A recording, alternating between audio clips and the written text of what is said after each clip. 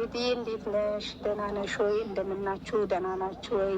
የአብረሽ ወዳጆች የሩታዬ ወዳጆች የሆናችሁ ሁላችሁም ሰላም ናችሁ ወይ? እግዚአብሔር ይመስገን እኔ ደህና ነኝ። በሆስፒታሉ ደውዬ ነበረ። ዛሬ አብረሽ ታሞ ነበረ። ዛሬ ግን ከሆስፒታል በሰላም ወጥቷል ብለውኛል። እግዚአብሔር ይመስገን። እንግዲህ ሁላችሁም በጸሎት አግዙት። የኛ የእነሱን መታመም የእነሱን መውደቅ አንፈልግም። ምንም ቢሆን እኛ የእነሱን አንድነትና ፍቅር ስለሆነ የምንፈልገው። ሲታመሙ እንደነግጣለን፣ ወደቁ ሲባል ደግሞ በጣም እንጨነቃለን። እና አብርሽዬ ደህና ነው እግዚአብሔር ይመስገን። ሆስፒታሉ አረጋግጦልኛል።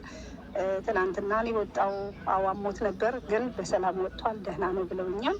ችግር የለም፣ አታስቡ፣ አትጨነቁ። በጸሎት አግዟቸው። ሁለቱም አብሮ እንዲሆኑ በጸሎት አግዙ እባካችሁ፣ ከጎናቸው ሁኑ ነው የምለው እኔ።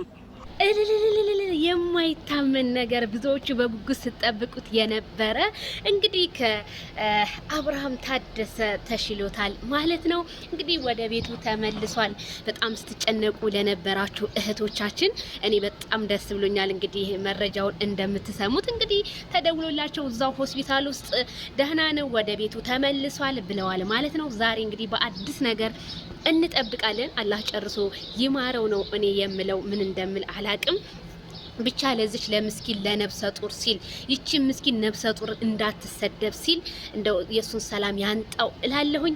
እንግዲህ ያው እኔ መቼም በመረጃ ነው የምንንቀሳቀሰው። ደግሞ ተፈለጋችሁ የሆስፒታሉን ቁጥር ካላችሁ ደግሞ በኮሜንት ስር እኔ አስቀምጥላችኋለሁ ማለት ነው። እንግዲህ ሆስፒታሉ አስተማማኝ ነው። አዎ ታሞ ነበረ፣ ትናንትና ነው የወጣው ብሏል። እንግዲህ እናመሰግናለን ከልብ እንግዲህ ታላቋንዬ ቴንኪው ብያለሁኝ። እኔ በጣም እኔ ምን እንደምል አላቅም። ብዙዎቹ ሲጨነቁ ሲሸበሩ ነበርና አብሶ ድራማ ነው ምናምን እየተባለ ነበረ።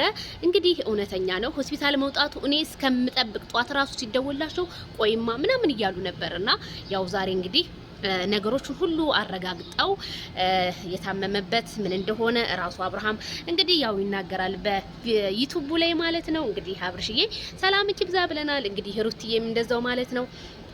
የኔ ውድ በጣም ተሰቃየች፣ ብዙ ነገር ሆነች፣ ሩታ ተዘቀዘቀች።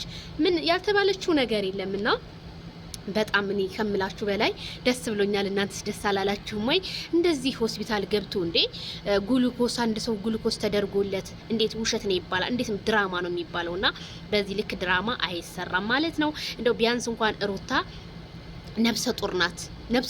አብርሃም ቢቀልድ ሩታ አትቀልድም በዚህ አይነት ነገር ማለት ነውና እኔ በጣም ደስ ብሎኛል። እንኳን ደስ ያላችሁ። ለተጨነቃችሁ በሙሉ ይሄ ቪዲዮ ድረስ ሼር፣ ላይክ፣ ሰብስክራይብ በማድረግ ማለት ነው። አይ እንግዲህ እኔ እንጃ ምን እንደምላላቅም ብቻ ደስታ። እኔ ትናንትና ሳለቅስ ነበረ። አንዳንዴ ማለት የሰው ልጅ ሲወድቅ ያማል። እኔ እውነት አንድ ሰው ደህና ሆኖ የፈለግነውን ነገር ብንነጋገር ብንተቻች እኔ ምንም አይመስለኝም። ግን ሰው ሲወድቅ ግን ያሳዝናል። ሰው እንደ ሰው ነው። ምክንያቱም እኔ ሰው ነው፣ ነገጧን ልሰበር እችላለሁኝ።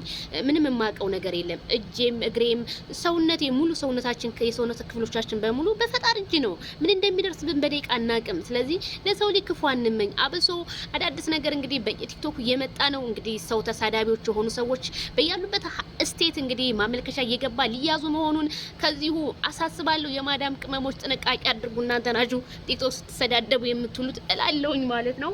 አዲስ ህግ ወጥቷል እንግዲህ በኢትዮጵያ ማለት ነው። ጥንቃቄ ብታደርጉ እንደኔ መልካም ይመስለኛል። ቤተሰብዬ አብርሃም ደህና ነው፣ ከሆስፒታል ወጥቷል ማለት ነው። እንኳን ደስ ያላችሁ ለተጨነቃችሁ በሙሉ። ባይ ባይ።